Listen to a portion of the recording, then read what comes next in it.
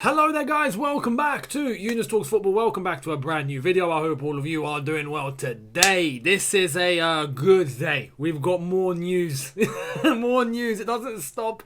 Before we get into all of it though, I want to let you guys know two things. Firstly, this video is brought to you and sponsored by the lovely OneFootball app. Make sure you check out the link in the description for all of your football news, whether it's in relation to the club that you'll support anywhere in the world, or whether it's in relation to the Euros or Copa America or anything you want to know in the football world. You can find it on the OneFootball app. So make sure you click the link in the description, download the OneFootball app and enjoy. Secondly is I need to issue a public apology, because I gave you guys my Euro 2020 predictions. And in that, I said, oh, Turkey are going to be the dark horses. Oh, Turkey are going to be a shock. Oh, Turkey are going to do this. They're going to do that. Wait for it. What's this? They're going to be a good team. Yeah, they're not. They're not. I failed. I failed abysmally, if that's even a word. So I apologise on that. I didn't expect Turkey to fold like that. I really didn't. Anyway, look, thing with Turkey. Look, I said they'd be the dark horses. The only dark horse that they look like is that horse that doesn't finish a race and then they take him to the back of the barn and they shoot him. That is the sort of horse that Turkey have been in this competition. Just absolutely all over the place. Have done absolutely nothing. And I just did not expect that. I mean, they even brought the manager who got them to a semi-final of the Euros in 2008. They brought him back and they still couldn't do anything. I mean, anyway, it is what it is. Wales, congratulations. Top display today with a 2-0 win.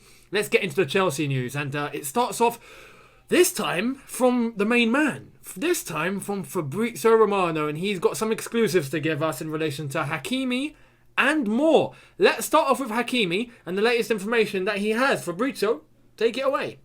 Chelsea have only contacted Achraf Hakimi's agent. Inter Milan are waiting for contact from the Blues. Price tag is 80 million euros. So, in relation to this, it's clear now. We are in touch with his agent. As reported, and fair play to everyone else that did say it in the last couple of days, that Chelsea were talking with Hakimi's agent. Hakimi's agent had come out himself and said Hakimi's leaving Inter Milan. He didn't exactly say who's talking to him, but he did say he's leaving Inter Milan.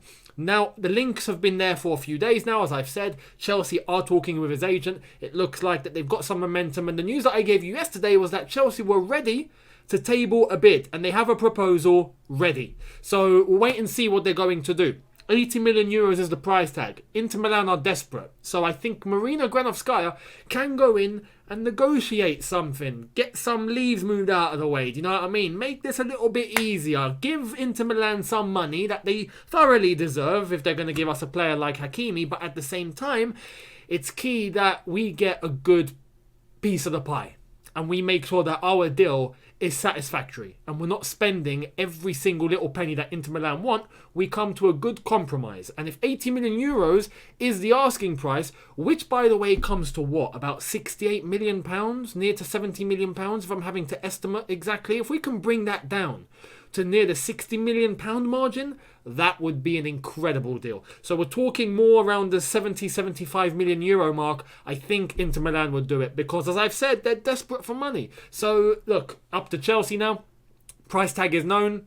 I think we're going to get this done. I think we are. We'll wait and see though for more developments as they come. Now we move into the, well, this is a weird one because I never thought I'd be talking about this player again, but apparently there are some news and some developments. This is about Harry Kane. This is from Nizar Kinsella. So Nizar Kinsella, let's see what you have to say. Chelsea remain in contact over a possible deal for Harry Kane. And obviously the article that he wrote on goal.com, Nizar Kinsella being a very close Chelsea-related journalist, very affiliated with the club, saying that Bellingham is a long-term target for Chelsea, with Kane or Haaland still priorities, and that the deal that they're trying to get with Dortmund for Erling Haaland, they are hoping will open up the possibility in the near future for us to go in for Jude Bellingham. So we'll see what happens. I don't necessarily think we need Jude Bellingham. I'm going to be real. Yes, he's a good player, 17 years old, fantastic talent. But do we need a midfielder?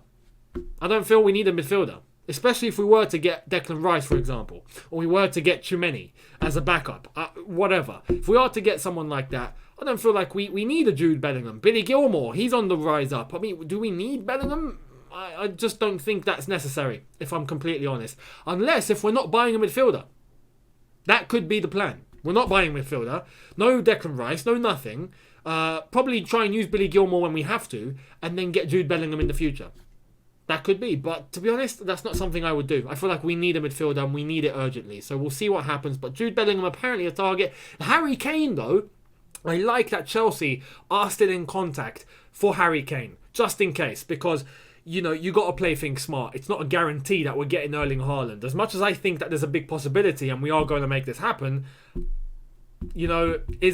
is it actually going to happen? You can't. No one knows. No one knows. So you gotta come up with a backup plan. You gotta know exactly where you're gonna go to next if something fails to materialise. And Harry Kane, as long as he's still at Tottenham and he hasn't actually gone to Manchester City yet, we are definitely in with at least a little bit of a chance. Even though I think he's going to Man City, but at least a little bit of a chance. So we'll see. But the priority is clear. Is still clearly Erling Haaland. We'll see what happens in relation to that. But yeah.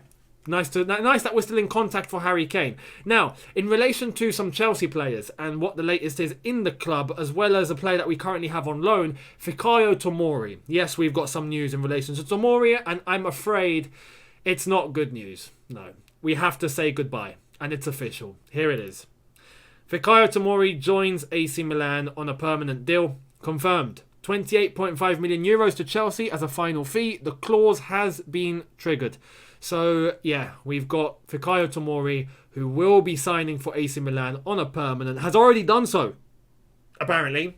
But, yeah, that is definitely happening now. We say goodbye to Fabrizio Tomori. I really wanted him to come back, I'm not going to lie. I thought, with the whole talk that we might be, looking at central defenders, we might be looking at some incomings, outgoings, and trying to, fluster a little bit with our defenders. I really thought Tomori would be an option that we could try and bring back. He's clearly happy at AC Milan. Our Champions League win hasn't convinced him to come back to Chelsea. It is what it is. He wants to stay there. AC Milan are happy to keep him. Good luck, Fabrizio Tomori. I think he's going to turn into a top central defender. And we'll see what happens. Is there a buyback clause? If Chelsea are smart, they'll stick that in. If they're smart. Now, I don't know if that was initially part of the loan deal, just in case if they were to buy him, Chelsea would have a buyback. I don't know. We don't know any of the details in relation to that. I hope Chelsea have put a buyback clause in there, just in case. Even if it means giving AC Milan more money than what they gave us, it is what it is. Sometimes you just got to bite the bullet. But in terms of a talented central defender, I think Tomori will turn into one of those. And we'll see what happens in the next few years. But for now, goodbye, Fabrizio Tomori, Chelsea Academy graduate, playing at AC Milan. Proud moment, nice to know. And yeah, all the best. All the best in Milan, Fabrizio. All the best. And we'll see in the future if Chelsea actually go back in for him. Now, last piece of news which has come in from Fabrizio Romano is in relation to N'Golo Kante. Yes, check this out. Chelsea want to open contract talks with N'Golo Kante. They are convinced to offer Kante an important contract and are confident he will extend. Kante is going nowhere. Let me just put that now. He will sign a new deal. It is what it is. He's the nicest guy in football. He's happy at Chelsea. He's winning trophies. He's a European champion. He's playing every game. He's world class. He runs so well under Thomas Tuchel. Everything is perfect. Why change? Why change? Kante isn't someone about money. That's just not his nature. Yes, he gets paid lovely. Yeah, I think any of us would snap off your hands if we were offered what N'Golo Kante gets on a weekly basis. Absolutely. But he is not about money. That's not his character. He is about his career. He's about taking things seriously. He's very humble. He understands value, not just of, his career and what he's doing, but of life. And you just know that Kante is such a nice person. And as long as everyone around him is nice, respectful, and he's happy and he feels included, there is no reason for him to leave, and there is no reason that I think he would pursue to go anywhere else.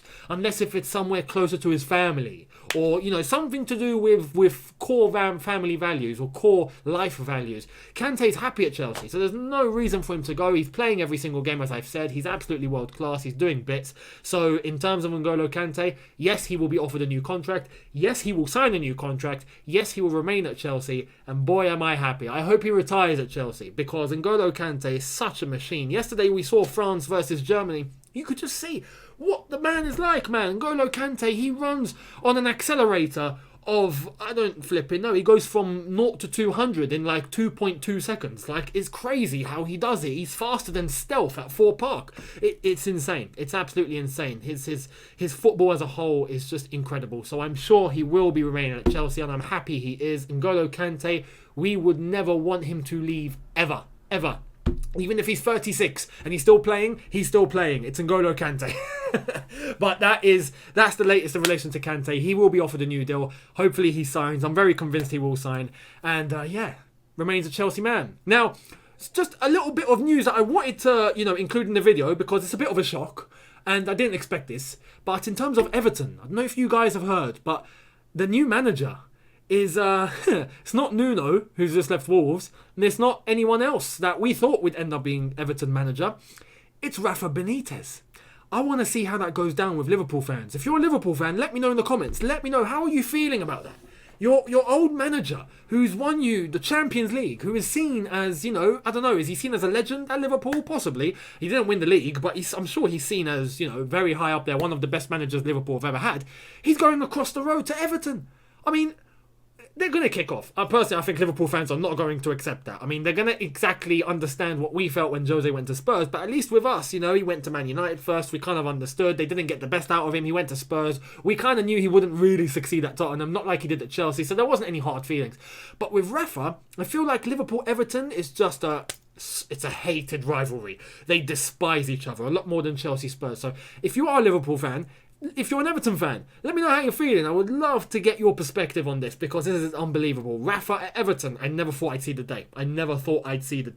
The only thing that's worse than that is Steven Gerrard going to Everton, which I know would never happen. Never happen. So let me know in the comments. Anyway, thank you all so much for watching. I hope you've enjoyed this video. Let me know in the comments in relation to everything that I've mentioned. Hakimi, Harry Kane, Bellingham, the whole Haaland thing, Fabrizio Tomori, as well as the latest in terms of N'Golo Kante signing a new contract. Let me know in the comments. I'd love to hear it. Hit the subscribe button if you are new. Hit that notification bell to be notified once I've uploaded. Smash like button if you've enjoyed this, and I'll see all of you tomorrow for a double upload. Yes, you're getting a Chelsea news video and you're getting an England preview because England on Friday, it's game 2. And I hope it's another 3 points for England. But make sure you catch the preview tomorrow, and I'll see all of you then. Thank you all so much for watching. Have a good one. See you tomorrow. Take care and peace.